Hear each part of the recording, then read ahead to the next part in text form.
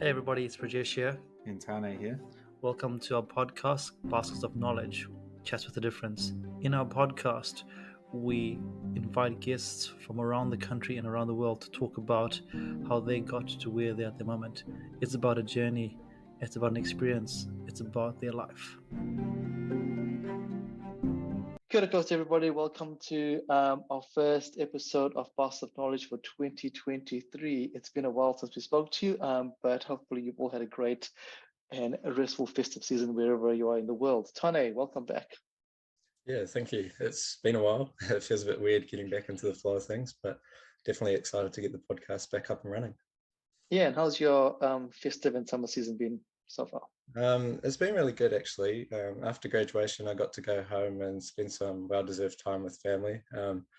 I definitely haven't had enough time at home over my university journey, and I think it really hit me once I went back home and actually got to spend some quality time with especially mum and my little sister, because they're usually always at school when I come home for break. So it was really nice just to sit down with them and talk to them and just be around them, really. Yeah, it's crazy how the summer break for you caught up with fun and family, and for me I just basically ended up just doing nothing. Normally we're like, oh, we have to do stuff, we have to go away to festivals, go and do stuff, but I was like, I'm just gonna just chill and do nothing, and it was probably the best holiday I've had for a long time. So yeah, it's been really great. So I guess one of the big learnings that as we have gone through the year is taking time out for ourselves, and we can speak the speak, but actually doing the talk is actually really important. And I think I did the talk. I think I did. So it was really good, and I'm looking forward to what this year brings. And obviously this year with our podcast, we've got some amazing guests lined up already. We've got some superstars lined up later in the year, but hey, every one of our guests is a superstar. And I guess that is going to lead into our guest this week. As you know, for our listeners out there who've been following us for a very long time, we acknowledge you and thank you for that. And as you know, every week we bring people we think are fantastic, amazing in their ways. And this week we have another amazing person on our podcast. Welcome to our podcast, Sophia. Hi, thank you so much for having me. I have listened to a couple of your episodes of your podcast, actually, and I really, really like it. So I feel actually quite honoured to be on here today. So thank you for having me. No worries. Thank you for saying yes, especially because it's a pretty busy time for you, and we'll touch on that at some point if you'd like to. So Sophia, for our listeners out there, do you want to tell us a bit about who you are at this point in time, and then we'll get into your story? Yeah, so I am 24. I'm an Otago University graduate. So I grew up in Palmerston North, so it's kind of central North Island kind of area. Came down to study at the university here in Dunedin. My first year was 2017, which seems like so long ago. I feel like I'm just getting old, but I basically completed my law degree down here and my science degree as well. And then as of 2022, I finished my professional studies, so I can practice law in New Zealand, which was quite a big thing in itself as well. So I've done quite a bit of education. I'm also super into, I guess, keeping active. So I've done 3 marathons in my life, and I just completed my first half Ironman, which is really, really cool. And I've done quite a bit of work in the pastoral care area since, which is not an area of my life that I thought I would kind of ever end up. But as I guess we'll unpack today, your journey looks so different from sometimes what you thought it might be. And then to end up here is a blessing, actually. So I'm very grateful to be doing this. Yeah.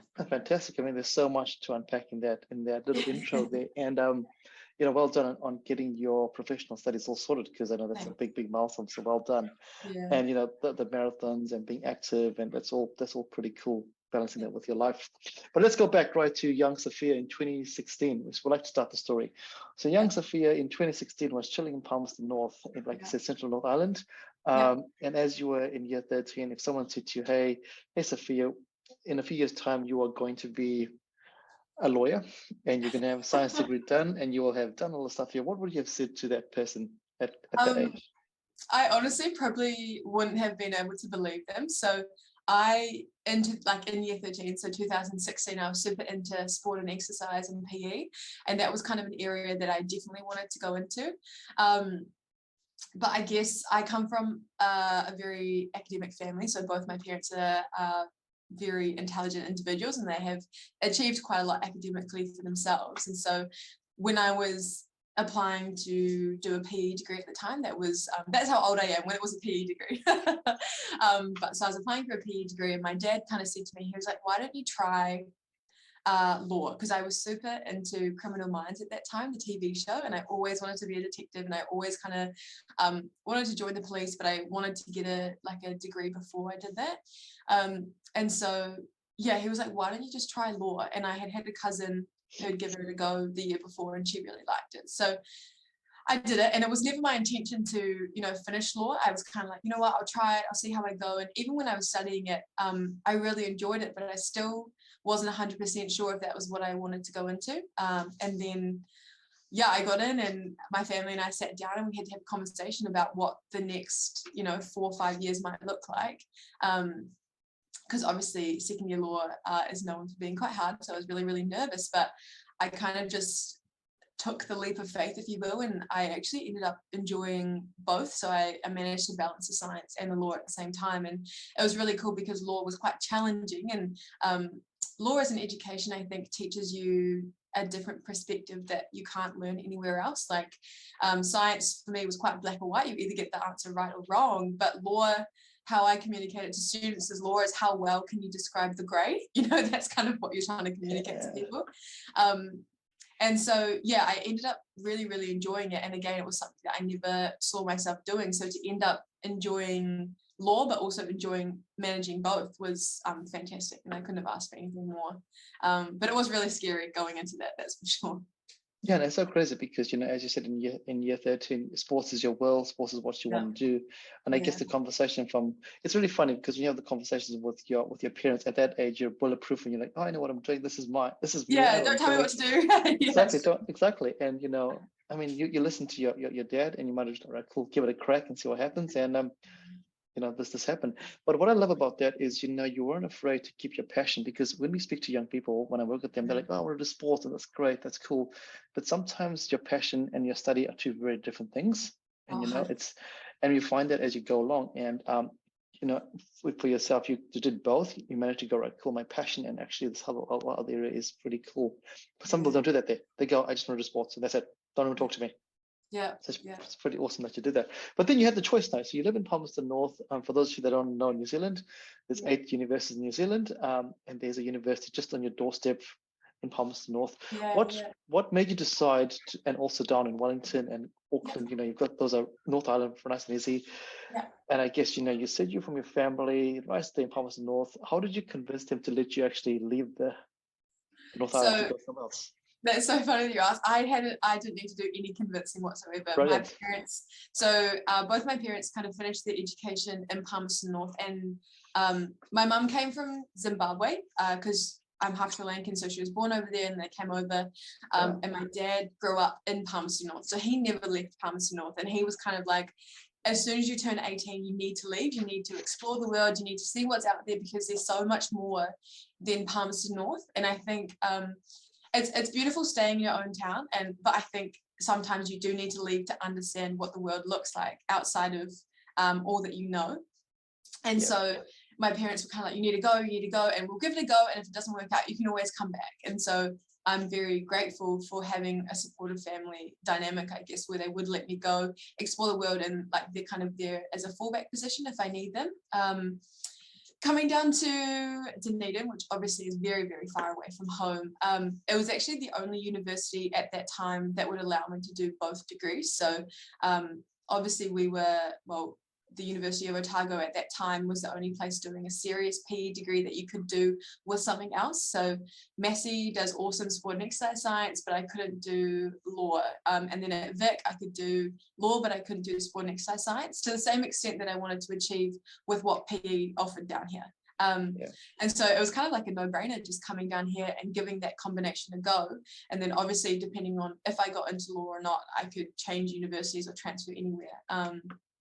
But also, I think the South Island is just so beautiful. Like, I've got family that live in Arrowtown, and it's just gorgeous. Like, Central Otago is beautiful. So it's been awesome to kind of explore an area down here that I probably wouldn't have if I didn't come all the way down. So yeah, no, I think it was a no-brainer. And coming down, the campus is beautiful. The people are lovely. So yeah, for sure. it's crazy because your parents have a big say. Both of your parents, from Zimbabwe represent, and Yeah. Sri Lankan. I'm from Zimbabwe Yeah. as well, so happy people. And also your dad is like, hey, you need to leave the place. And I guess if we go back to Tane, Tane, you just said just before when you started that going back now actually made you realize what you miss and what you didn't miss from the place. Yeah, for sure. It was a massive step. And yesterday, I had the same experience as Sophia. I had really supportive parents, which is so helpful. But again, like just having met young students that are going through this experience now, a lot of them do feel that burden of, oh, I want to stay close to my parents and my parents won't understand. But, like I go back now and my parents are like, it's the best decision you could have ever made. And, even if they were hesitant to begin with, so thankful that I did push myself and had that belief in myself to go, okay, I'm going to go and, find myself. And that's the true value of, taking that step. Yeah, it's crazy how that happens, and not everybody has got supportive parents, and for not for any reason apart from the fact that hey, they don't know what you don't know, and it all comes from a place of love and care, and sometimes you have to break that loving care to go away to actually have real loving care, which is quite hard, so it's awesome that some of us have amazing family that allow us to do that there, and they're afraid, they're going to be afraid, they're going to be worried. It's not like, oh no.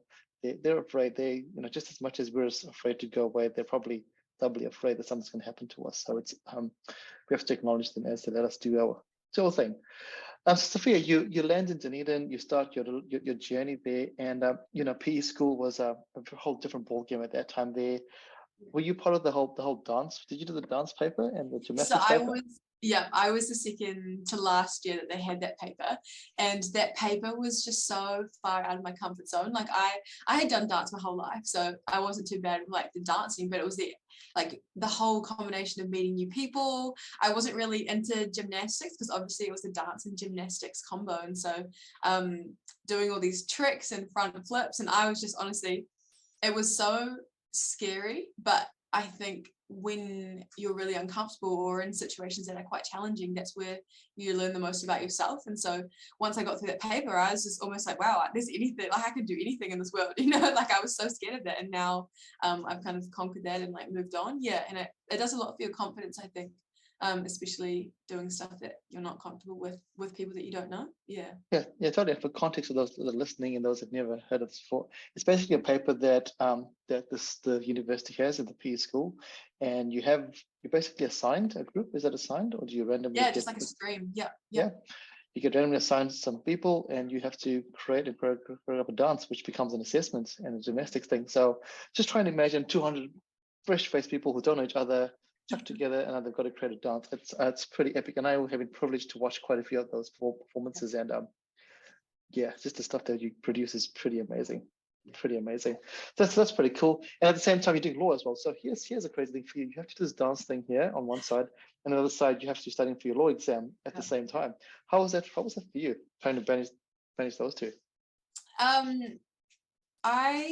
Obviously it's quite challenging to begin with anyway, because you've got a lot to balance, and high school is very different from university in terms of with university. Some of it's quite self-motivating, like you do as well as what you kind of contribute to your study or the time and effort that you put in. Rather at high school, I think it's quite well structured, and you are kind of not necessarily hand-fed a lot, but like everything is kind of put out in front of you and you know what to do, when to do it. Obviously, your law exams at university here are 100%, and so that in itself is quite daunting. But I was kind of in the position where I was like, you know what, I'm going to do my best, and if that's not enough, that's out of my control, because it does depend on how the rest of your cohort does as well. And obviously, by that point in the year as well, I think I had the dance and like gymnastics assessment on lock. So I was feeling pretty good, but I think at the end of the day, I was enjoying what I was studying too with law. So no matter what the outcome, I was learning so much, particularly because in that second half of the year, you do what we call case law, which is all like the kind of criminal minds kind of stuff that you figure out, which is really, really fun. So I managed to make the most out of the situation, and luckily it kind of went my way. I'm very grateful for that. But I know, I actually know a lot of students that maybe haven't made it into law, but they still enjoyed the experience of studying for their law exams because of the content and because of the way that it encourages you to think. Yeah, and I think I love what you said there, because I think it's the enjoyment is really important. Sometimes we do stuff just because, and if you don't enjoy it, you're going to struggle no matter what. Even if it's interesting, if you don't enjoy it, it's not going to happen. And the fact that you enjoyed it makes a big difference. And I think that's important because a lot of people do stuff just because, and they just try and grind through it. And I'm like, hey, if you're going to grind through it, it's going to be your life. You're just be grinding your whole life. So you got to try and find something that you enjoy.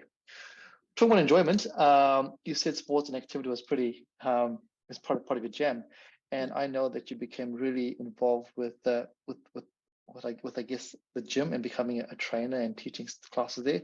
Yes. When did that all start for you? So was that when you came to university or later on as you progressed your journey? It was literally like first semester of my second year. I had just joined up at the gym, so the student gym here at the university, and when you join up, you kind of get emailed different opportunities, and so I was just emailed an opportunity to become like a group fitness instructor here, and I applied, and you do the course, you do the audition, and then you're selected, and then that was my job for the next 4 years, which was fantastic, and I loved it.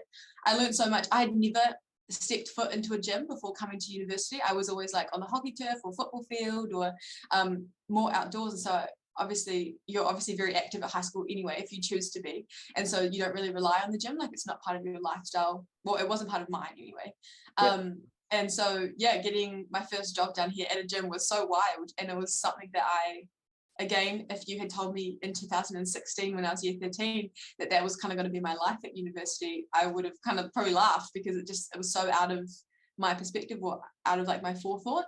But I was there for 4 years in the end, and I taught a range of classes, and I think the largest class that I taught was 96 people. It was huge. And I would teach maybe 5 classes a week, and then at the same time when you work at the gym, you're also servicing the gym, you're providing customer service, you're learning a lot about the kind of area and the industry you're working in as well, which actually was really helpful for my science degree because you're learning about how psychologically activity, fitness, exercise contributes to people's well-being. And I really enjoyed the job because when it got to a point of I had kind of mastered it, I saw the contribution that I was making as a trainer to the people who are attending my classes' lives. Because a lot of people come to group fitness because they don't have the confidence maybe to work out by themselves in a gym, because the gym environment can be quite intimidating. But at the same time, they might need a bit more direction or company. And so they come to you as maybe, not all of them, but some of them are novices to the gym. And so to be able to be in a position to help them along their journey was just fantastic, and it was actually really cool. So I made some really cool friends from that as well, not just good experiences, but it was really cool. And I guess if you look at it from a holistic perspective, you had your academic side of your science degree, but it's real. Sometimes we learn about theory, but theory and practice are very different. You're actually living what you're studying, which is awesome. And I also love how you acknowledge the fact that the gym is a pretty scary place. For someone who's never been to a gym before, it is pretty intimidating. And group fitness classes is how I got into the gym as well, just because it's pretty scary. You have no idea. And I guess I'm going to generalize here. A lot of males, you assume that they should know what to do. You go to a gym, you should know what to do. And it's pretty hard. And again, group fitness classes, you have the strong tendency of female to male ratio, which blows my mind. Always blows my mind that this is a bit ridiculous. So as a good instructor, these are dynamics that you work with, and you make everyone feel. It's really quite funny because you spoke about a class of 96 to 97 people, and I guess what you try and do is you try and make every one of those 97 people feel like they're the only ones in their class, and that's a skill that I mad respect for anyone that is a group fitness instructor who does that. But I'm going to come back a little bit. So what made you actually apply for that? You said you never been to a gym before. You had never. That was not the jam, and all of a sudden, you're like, hey, I'm going to apply for this role.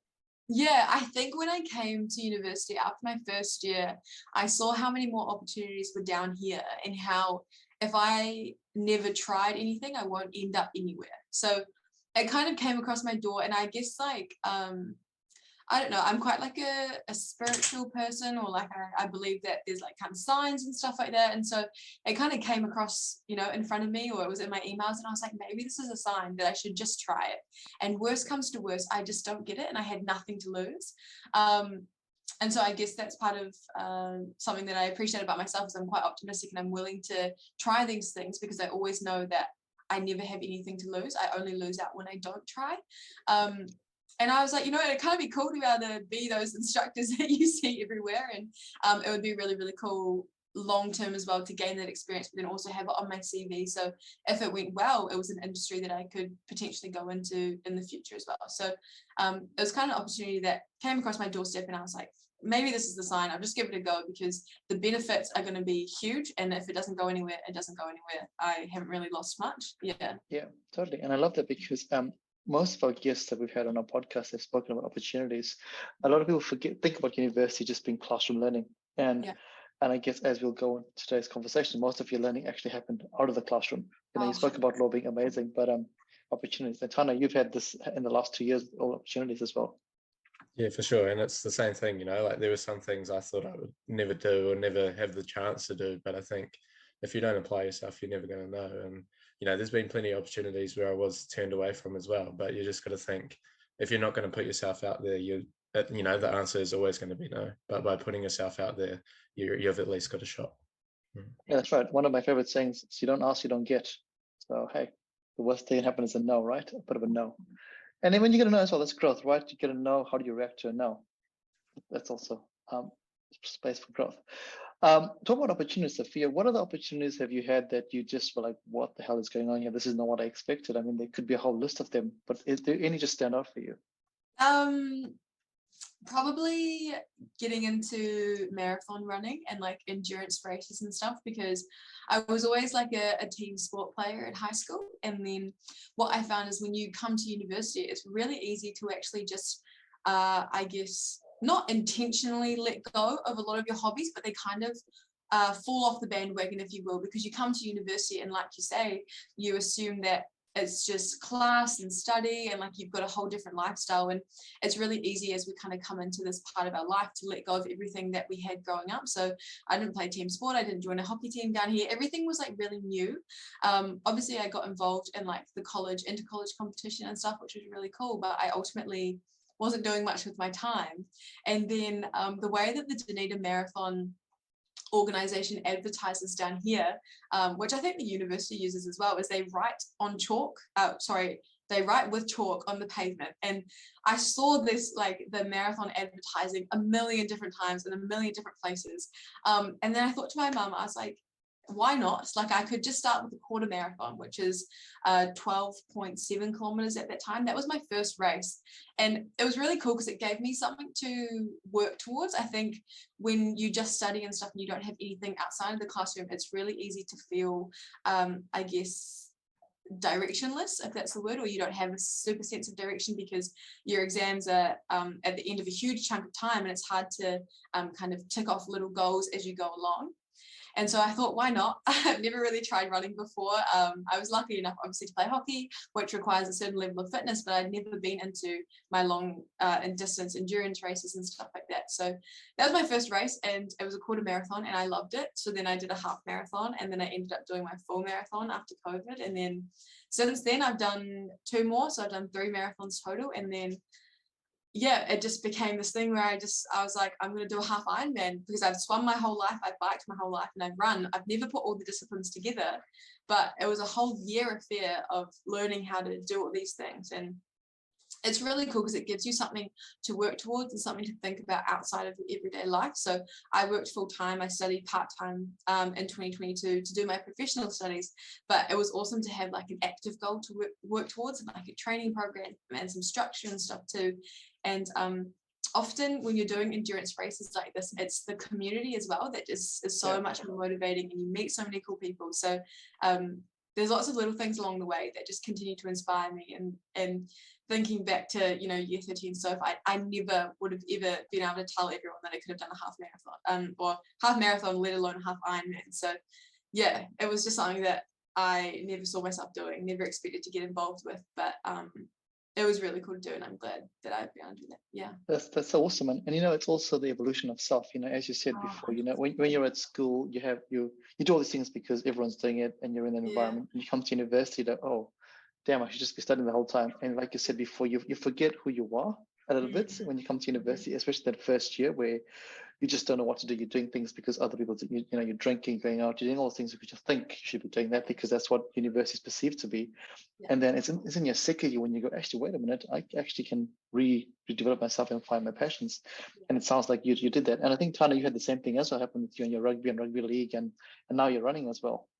Yeah, for sure. And I think it does take some time for you to readjust, and it is a huge, you're pretty much starting again in terms of coming down, meeting new people, not having those support structures. So it's a huge jump, and I think you have to reestablish yourself before you can actually get into those things, and it does take time. Like, it's not going to happen overnight, but it's not only reestablishing what you enjoy, but it also gives you a way to be like, okay, this is a new start for a lot of people. And so what is something I've always wanted to do that I haven't had the chance to, but I now can. And I have to have a bit of a chuckle, Sophia, because earlier you said you spiritually look for signs, and it looks like the chalk was the sign for you to do this. You're seeing the chalk everywhere you go. Yeah. Oh, it absolutely was. It honestly, getting involved in something like that just like changed my life, and I'm definitely a very different person because of it, in probably the best way possible. So yeah. Yeah, and I guess if we're talking about sports, especially running is where you're meeting your demons, right? It's just you by yourself, and when you are K number 23 or 22, you go, oh damn, what am I doing? And I remember when I did my first half marathon, it was in Dunedin, and I guess I was like you. I was like, oh, I've never run before, blah blah blah. I'll give it a go. I decided overnight to do this overnight to do this half marathon. I ran it, and I was like, oh, this is pretty easy. What is everyone complaining about? Until I got to K number 15, I was like, I'm dying. I actually died. Yeah. And then I had the wrong shoes, and I was like, what am I doing with my life? This is ridiculous. And then didn't train for it. And then ever since then, every other run that I've done, it's been hard. The hard bit is actually getting out there and doing the training. I find that the actual run is not that hard, not that hard, but the training. You've got to get up. Like you said before, you've got to find the time in your busy schedule to go. If I want to do this properly, I have to train, and it just takes you to a whole different zone. So yeah, to anyone out there that does long distance running, amazing. I'm actually reading David Goggins' new book at the moment, and oh, cool. He's awesome. Hey, like crazy, but some of the things that he has to say are just fantastic. Yeah, it's pretty crazy. So I started reading that yesterday, and I was like, wow, this guy, pretty crazy. But running anything that takes you out of your comfort zone is pretty crazy. Talking about out of your comfort zone, let's talk about the pastoral care stuff, because that is a whole different ball game altogether, and every single day, all three of us have been involved with that, and I'm just going to share my experience. So when I first became a subordinate / RA, you get trained and all that kind of stuff. You're like, yeah, okay, cool. And then you meet your first person that is not well, or your first suicide, or your first vomiting person, you're like, ugh, out of your comfort zone. You're like, this is really different. And that's when you find out a lot about yourself. What is that like for you? How did you get into it? I guess? Well, so I remember my first year I was at college, and I had asked one of the, at that time they were called RAs. So I asked one of the RAs, how do you get this job? Like, what's it kind of like? And they loved it, but they encouraged me to do it in my final year of university. So you sell all of your flatting stuff, and then you just move into a college, and then you can leave Dunedin with nothing to your name, which is exactly what I did. And so I was a subordinate at a college for my final year of study, and I wanted to do it because I enjoy taking care of people, and I enjoy being around people, and I thought, the university's given so much to me, I would love to give back to the university in some way, even if that's helping. I think I had 37 residents in the end, just kind of start their university career. So I did that. And like you say, you can do as much training as you want, and you can be exposed to hypothetical scenarios and situations like that. But until you're dealing with the actual thing, you don't realize how difficult it actually is. It was very challenging the first couple of times, particularly because I had quite a few serious cases to deal with. But it's quite eye-opening. And I think being a senior student, you've seen a lot, you've gained a lot of perspective, and I learned to approach things with like a lot of patience and kindness, I guess. Like I wouldn't try and fix the situation instantly. Often people just want to be listened to, and then after listening to them, understanding the extent of what you're dealing with, then when you address them or you support them, it's so much easier too, rather than jumping to conclusions based off of training or based off what you've seen in your life, because I think every pastoral care situation is very, very different. Yeah. Yeah, it's really quite interesting. It's because like you said, you have the SOPs, you have the manuals, you have all that, Yeah, but sometimes that all goes away, and it's just about listening to that young person in front of you that's going through whatever they're going through. yeah, And the crazy thing is they'll be going through that on, say, let's just say Thursday, and on Friday they're all fine. Like, oh, yeah, to me that was when I had my first thing. I was like, whoa, you back to normal. How is this? What is going yeah, on here? It just blew my mind away. And I had to go, right, cool. This is not about me. It's about yeah. that young person there. And Tana, you've had a year of doing that this year as well. What is that like for you? Yeah, it was definitely a challenge. I think the biggest surprise for me was when they would open up about things I just had no, you don't see it coming most of the time. It just pops up in a random conversation and you're like, oh, okay, so this is where it's going. So it's always about being prepared. But you're right, it's all about that patience and just being there to listen to them, because a lot of them don't want to talk about these things to their friends or their family because it is such a big deal for them. And so you're that. Yeah, I like to think of it, as, sometimes you have this person who you're not exactly, super close with, but you're close enough that you want to share these things. And that's, what you like to be in that role. Mm. Yeah, that's pretty crazy. And I guess with your pastoral journey, well, both of you, I guess, what has been the biggest learning for you as a person, Sophia, in this journey of yours? Because it's been a few years now, right, since you've been. Yeah, yeah. Yeah. I think similar to what Tane said, like often people are struggling with stuff that you don't ever see or you would never expect. People hide things really, really well. And so I think along the way, I've kind of learned that the best thing that I can do is actually walk with kindness. And so be kind to everyone that I encounter, because you never ever know what people are experiencing in their lives. You never understand fully what they're dealing with. And so if you're kind to everyone, no matter what, you're always making your interaction with them positive rather than, treating them how you think they deserve to be treated. If you're always kind, no matter what, you can actually support people in ways that we'll actually never understand. So sometimes being kind to someone, even if we don't know what they're dealing with, would actually change their day for the better. And even if that's the one contribution we make to their life, it's probably the best one that we can do in that moment anyway. Yeah, and what you said is really it resonates with what Maya Angelou said. It doesn't matter what people say, it's how you make them feel. Yeah, And if you walk with kindness all the time, it doesn't matter if they're having a shitty day, or even if you're having a shitty day, but if you're being kind, that's all they'll remember. So that's a pretty cool thing. Tanya, what about you? What has been your biggest learning, I guess, for in your Uh, role? Yeah, I think my biggest learning was just trying to be on the same level, like I think often you get this role of responsibility and it can be hard to, maintain that responsibility, but also being approachable so that the people that are coming to you can actually come and talk to you and feel comfortable about it, because you're trying to be that intermediate person before they go to like a top warden or, someone more serious who can help with those really big things, but also someone who's just, like a friend, like a bit, I like to think of it as an older sibling, someone that you go to for, the initial feeling about how I'm feeling and what's wrong before it gets too serious and too out of hand.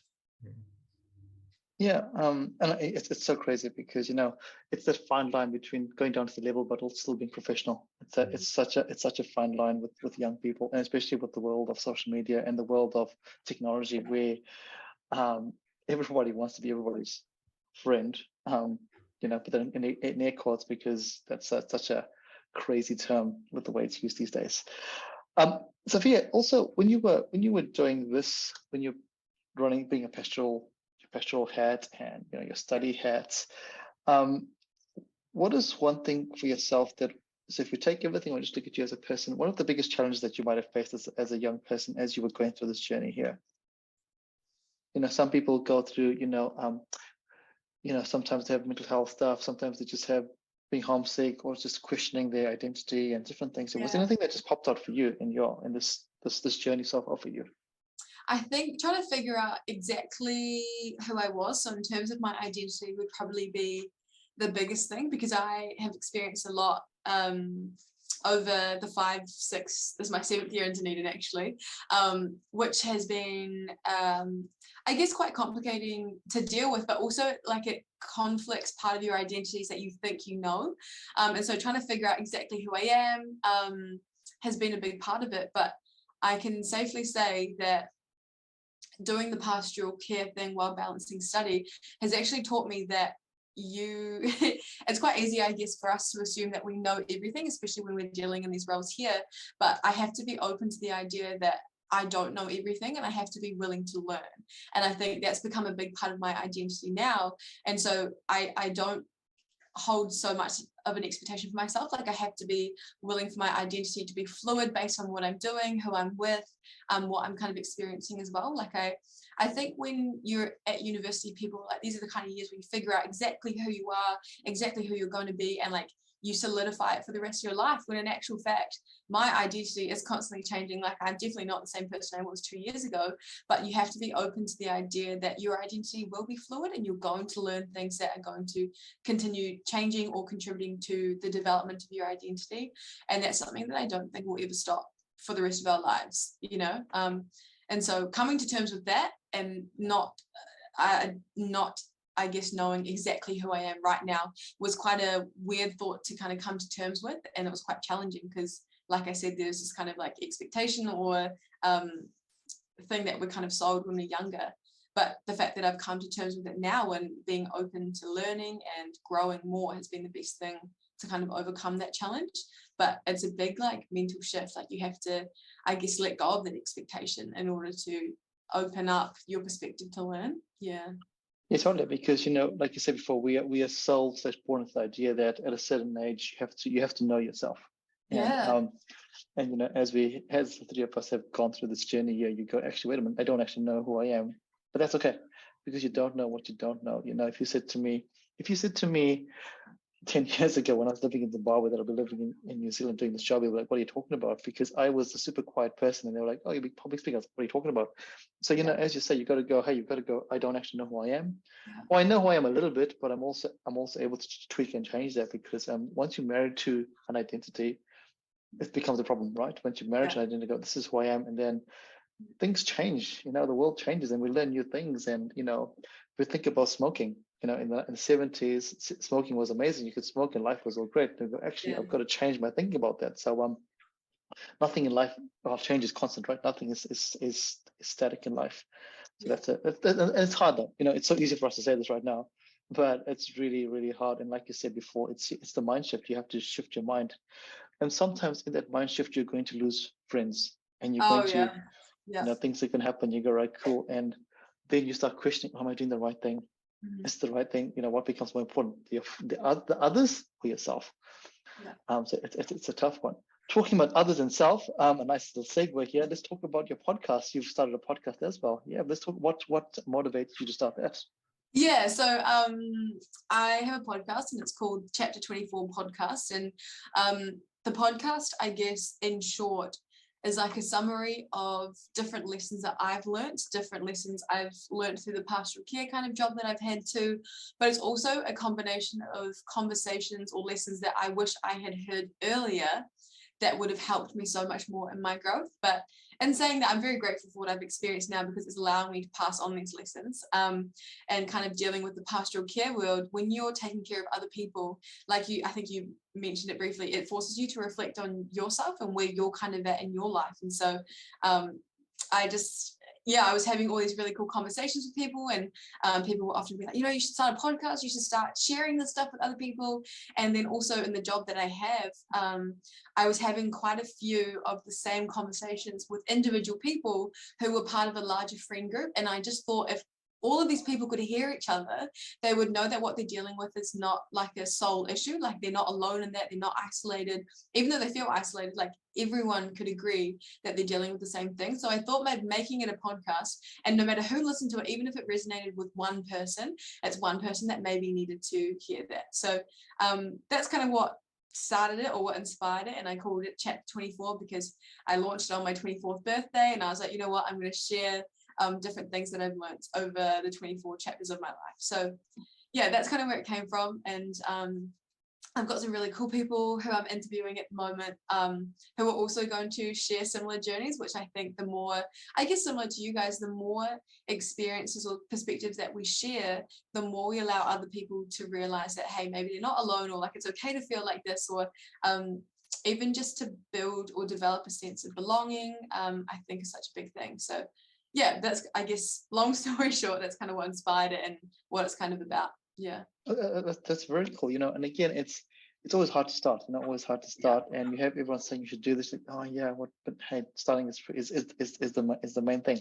But what I really like about what you said, and I think it resonates with us in our podcast as well, like we said at the start, we've had 64 people on here, and each one of them there's a similar vein through the whole thing, but it has a different package. Yeah. And there's 7 billion people in the world, or 8 billion, or whatever it is at the moment, and we can't just think that our problem is our problem only. Everyone will have gone through a different version of the problem, or the challenge. I'm going to use the word challenge instead. Similar version of the challenge, but a different iteration. And if we all talk about that, we go, actually, hey, wait a minute, this challenge is universal. And how do people, and we learn from other people, because it's very, very easy, as you said before, for us to feel isolated and go, this is just my problem, my challenge, I don't want to share it with other people. But when you have this, hey, I went through this, or my guest went through this, and this is what they did in a different perspective, it's like you said before, even if one person hears our podcast, that's it. That's all we care about. Although we'd love more, just saying, guys, we'd love more to be on there, that'll be great. Yeah, Tane, any questions about Sophia in a podcast? Oh, chuck me on the spot. Yeah, that's what I love to do that there. I guess if you reflect back on your time in Dunedin, what's been your favorite thing out of all the amazing things that you've been able to do over your 6-7 years? What's been something that's really stood out to you? Probably being a subwarden at a college, or being an RA, whatever you want to call it. I think it's one of the most rewarding jobs that you could ever do, because it's like an internship that continues to give. Like, I still keep in touch with a lot of my residents now, and it's awesome to see when they first come to you and you're first in charge of their care. They're so quiet, they're so reserved, they're trying to figure everything out, and then the students that you have at the end of the year are just completely different. They know what they want to do, they know where they're going, and to be even like to have the smallest contribution to that growth, or even to guide them in the tiniest way, is such a privilege. But then also that job allowed me to form great connections, which I still keep up with now. Like, I've got a good group of residents that we catch up maybe once a month, or they come up to the college and they have dinner with me, and it's fantastic to be able to see that growth continuing. And yeah, it's just fantastic. It was the internship that taught me so much about, I guess, public speaking, and then also it develops like communication skills one-on-one too, because you deal with such a diverse range of people, and often people that I don't think if I'd had the job I would have kind of come across in everyday life. And so it was fantastic to learn more about maybe parts of society that I wouldn't deal with, or and yeah, learn to adjust how I interact with other people to make sure that it's like the best like conversational communication style that we can use. Yeah, which I know will be fantastic when I go into my law career eventually, because people who come to you as a lawyer often can be quite vulnerable and come from different walks of life that maybe I would never have encountered if I hadn't had the experience that I've had here. And so learning how to communicate with different people will be so valuable moving forward. So that was probably the best thing that's happened to me while being down here. So I always say to everyone, it's like the best thing that you can do. I encourage them all to give it a go. And yeah, no, I think it's fantastic. Yeah. Yeah, I'm gonna resonate. I think for me as well, that was being an RH as subwarden just changed my life. Totally, just changed my life dramatically. And if I could go back and relive that, I would do that there. But so many learnings, and like you said before, university is full of crazy, awesome, diverse people. Which, if you're not in this role here, or you don't have the chance to be in this role, you're not going to cross paths with them, because you're going to stick with your cohort, right? If you're doing accounting, you'll stick with your accounting cohort. If you're doing, you stick with them. But in the roles that you and Tana have at the moment, you have no choice. You're going to get whatever comes in front, whatever walks in. Yeah. With their trauma, with their laughter, with their thing, they're coming, and they're going to be with you for 24 hours a day, 7 days a week, almost 365 days a year, and you have to learn and grow with that. So I can see why that's a great learning for you. Talking about great learnings for you, and the greatest advantage is you're off on an adventure now. So after your 7 years in Dunedin, and you're off on an adventure. Do you want to tell us a little bit about that, if you want to share that? So I'm very grateful for my time down here, because I think all the experiences, working at the gym, working as a subwarden, and even like this job now, so pastoral care on a greater level, has developed like a sense of curiosity, but also a sense of confidence. So I live a very curious life and I kind of wanted to see what it was like on the other side of the world. So I just bought myself a one-way ticket and I'm off to the UK. So I'm working in Scotland for the first 6 months, just doing hospitality stuff. And I chose Scotland because obviously it's very similar to New Zealand. It's very green and very active, and I think it would be a nice way to settle in. And then after 6 months is up, I'm going to move back into what they call Greater London, and I've applied for heaps of health and wellbeing coordinator roles. I've applied for similar opportunities like pastoral care wise at universities over there, as well as a couple of law firms. So we've got heaps of opportunities. I was trying to figure out what one I kind of end up with, but basically the one-way ticket, I just wanted to see what I could make out of my life and see what kind of, I guess, is lying on the other side of the world.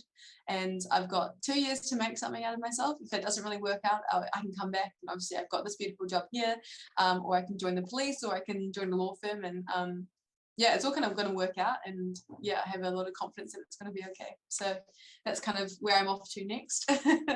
That's very exciting, and but envious you can do that, which is really cool. And I guess, you know, what the cool thing about that whole thing for anyone listening is, you don't have to know what you don't want to do. You've planted the seeds. You've taken all the opportunities while you're at university, which is now giving you lots of opportunities as you go forward. You know, you mentioned there, I could work in well-being, work in hospitality. I could work in a gym. I could work in a law firm, but none of that would have happened if you had just stayed in your room and just studied PE. Exactly. And that's it. You know, so it's all about this opportunity that you have taken up while you're at university, Yeah. which is really cool. And we're excited. You know, chapter 25 will be pretty cool. Yeah, Thank you. really cool. Yeah. Sophia, we've been talking for almost 50 minutes now. So we'll start wrapping up. We can keep going on and on and on. But we love to ask this question to all our guests, and it's always a question that I love because it gives us a lot. And our podcast is called Bastards of Knowledge, and we'd love to ask you and invite you to give us one piece of knowledge that you would love to share for our listeners to put into their basket of knowledge as they listen to this podcast and move forward. Any piece of advice from you, from your learnings, anything that you go, this sits with me. I'm trying to figure out how to word it properly. I guess the biggest thing that I would tell anyone is to keep it real with themselves and know that they will never know everything in the world, right? And so you think you know a lot of stuff, but there's always more to learn. And so it's part of, I guess I talked about it earlier, being open to understanding that you don't know everything, and that learning and being open to the idea of learning is the best way forward. Yeah. I love that. You know, being open to the idea of learning is fantastic because you don't know what you don't know. And, you know, too many times we forget about the beginner mindset. We just think, oh, we've got to be set. If we just go, hey, I don't know, it's all cool. You know, the problem is when we say I don't know, we feel that people are judging us. But the fact that you go, hey, it's okay if you don't know. Yeah. Sophia, I've written some notes here because I think there's a few things that just stood out for me. You know, one of the things you said was, never try anything you don't go anywhere. You know, I think that resonates to what you said before. If you don't learn, if you don't have the learning, you're not going to go anywhere. And the biggest one that I got here from you is walk with kindness. You know, every one of us can do that. You know, it doesn't cost us anything, and it actually help us feel better. You know, if we're kind to other people, we're kind to ourselves. So there's tons and tons in this podcast that is just beautiful. So thank you for bringing that. And you know, your biggest learning is just be open to learning is a great way for us to start wrapping up. Tanya, anything you'd like to add before we wrap up? Or Sophie, anything you want to add as well? You know, I've just been blabbering the whole way through. No, I think you have asked some fantastic questions there that have kind of extracted exactly everything that I want to talk about. So I guess, yeah, the kindness thing is definitely the biggest for me, and it's something that I always encourage all the students that I interact with to keep in mind, because like you say, kindness is free, and it like literally doesn't cost us anything, not even that much energy. Do you know what I mean? If you're just kind wherever you go, it just becomes like a normal part of your life, and that's the way you work with people, and people appreciate it. Even if they don't explicitly say thank you for being so kind, people really do appreciate it. So yeah, no, that was awesome. Thank you for the questions. They've been fantastic. No worries. Tanya, anything you'd like to add? It's just been amazing listening to this, and I guess, you know, that's the awesome thing about being in a pastoral care role, is that, you know, you might not always get the thank yous or the accolades that people think they deserve, but, you know, there's plenty of people that will tell you later down the track, you know, just how amazing you were, or as you say, you know, having residents that now stay in contact with you and stay connected with you. You know, that's the value of having roles like this. Yeah. Beautiful. And Sophia, just a plug for you. So your podcast, where can people listen to it? It's just on Spotify at the moment. I am a little bit technologically challenged, so I'm trying to figure out how to put it on other platforms. But it's on Spotify for now. There's a Chapter 24 podcast Instagram that they can follow, and obviously the link and stuff's all in there. Yeah. Brilliant, cool. So for those of you that want to jump on, please, we encourage you to jump on and have a listen. We will add that to our show notes as well at the end, so you can jump onto that there. But this is perfect. Thank you so much, Sophia, for giving us your time. I know it's a pretty crazy week for you. On behalf of Tanya and myself, we'd like to wish you the best as you move forward to your next adventure. And I'm sure we'll keep in touch somehow. Yeah. Thank you for your time, and for our listeners out there, hopefully you've all taken away something today. There's tons to take away. Thank you for listening in, and until next time, don't forget to fill your basket with some piece of knowledge. Au revoir. Bye, everybody. Thank you.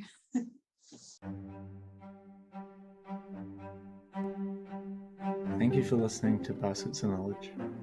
Yeah, we hope that you found something useful to put into your basket of knowledge. And as we said before, remember to put something little into your baskets of knowledge every week. And as always, feel free to like, comment, and share this podcast. Thanks, everybody. Bye.